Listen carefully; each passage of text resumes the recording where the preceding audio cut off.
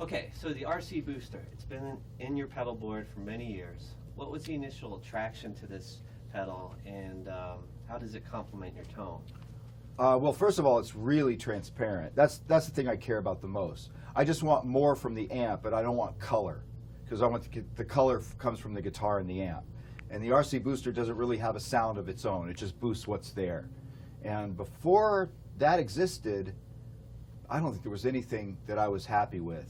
So I was tried using a bunch of different things. lots of stuff. Yeah. I was trying to use a tube screamer because that has about the same amount of gain, but it's got a huge mid-range peak, which I didn't like, and especially for the treble pickup. And I tried combining that with the Voodoo 1.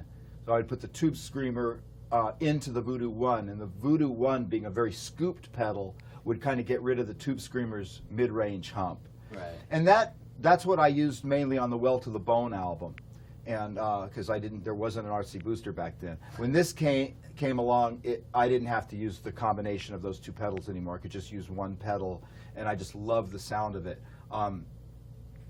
It's killer because it has treble and bass knobs on it, which lets you. I like to take a little bit of the bass out, right, so that the chords are cleaner and aren't muddy, and that also helps actually with the solos too, with the gain.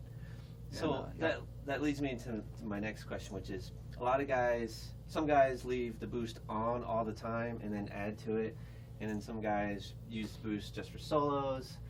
How do you use this boost? Well, I just have it on when I'm using it by itself. In other words, for a boosted tone, which is more like a blues lead sound, it's on. And then if I want like a more gainy type of legato horn-like sound, I use another distortion pedal and turn the RC booster off. Mm-hmm. Right. I don't combine pedals because it's a little noisy for me. Right. Yeah, there's a little too much hiss when I combine pedals. The only time I would do it is I would combine the RC booster with my distortion pedal to just get a completely over-the-top, nuts, haywire, out of control sound. Yeah, and that's just to make noise. Right. Yeah. Okay. Yeah.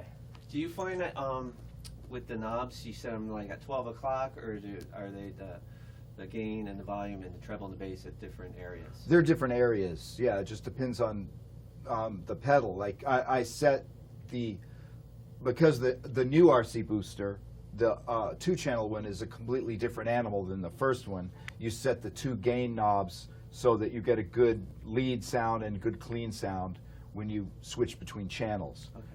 Yeah, so I would set that up a little bit differently, though the bass and treble knobs are pretty much the same on both. Yeah.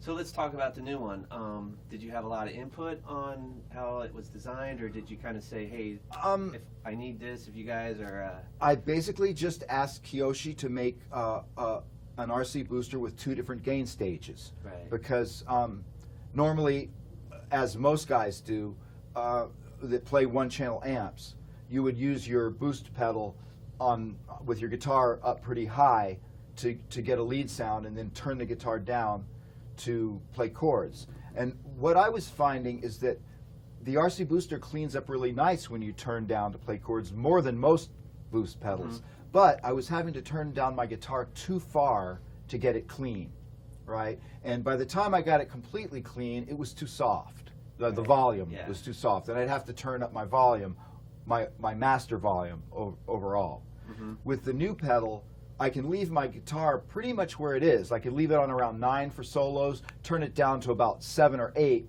for chords, and the chord sound is much bigger, much cleaner. There's not as much treble loss, and everything just sounds better. Right. Yeah.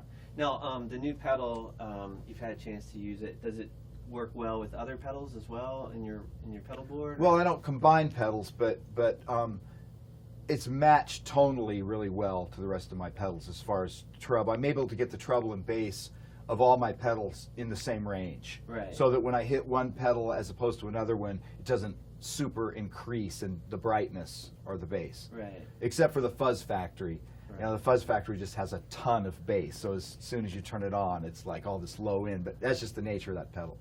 And I guess I was thinking about it, and maybe your philosophy is you kind of pummel the front end of the amp. Yeah. And that kind of preserves the amp's tone. A lot of people ask me, if you want a cleaner tone, why don't you just turn off the pedal? Right. Well, the reason is because to really use a pedal, I think, like the RC booster, the volume needs to be all the way up. It really needs to kick the front end of the preamp of the amp. Yeah, so if you're doing that and then you turn the pedal off, you've got nothing. Right. The difference between volume is just huge. So I understand now, like, so you pummeled it, but then you cut back on your volume, and that can kind of clean up your tone a little. Yeah, and I've got a volume in the effects loop of the amp, Okay. one of those SVC pedals. Yeah. So I'm using the SVC pedal in the effects loop to control my master volume without affecting the gain. And then I'm using the guitar to set the gain, how much or how little gain there is. So I've got like two controls, on the guitar for the gain and on the floor for the overall volume.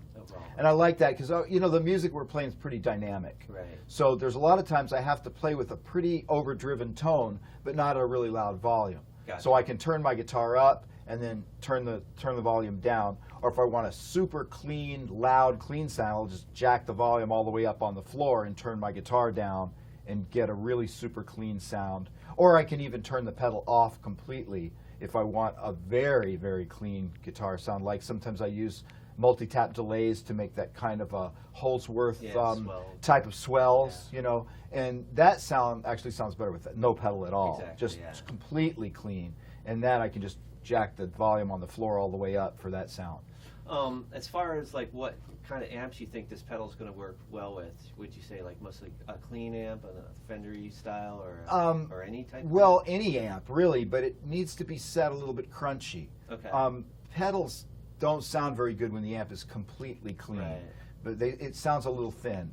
You need the amp tubes to be working a little bit, you know. It's really like probably about 25% from the amp and 75% from the pedal. You know, if the amp is completely clean, then it just doesn't feel right. You know, the amp's not working hard enough. You know, so if the amp's crunchy and let the pedal do the rest, that seems to be the fattest sound to me. Great.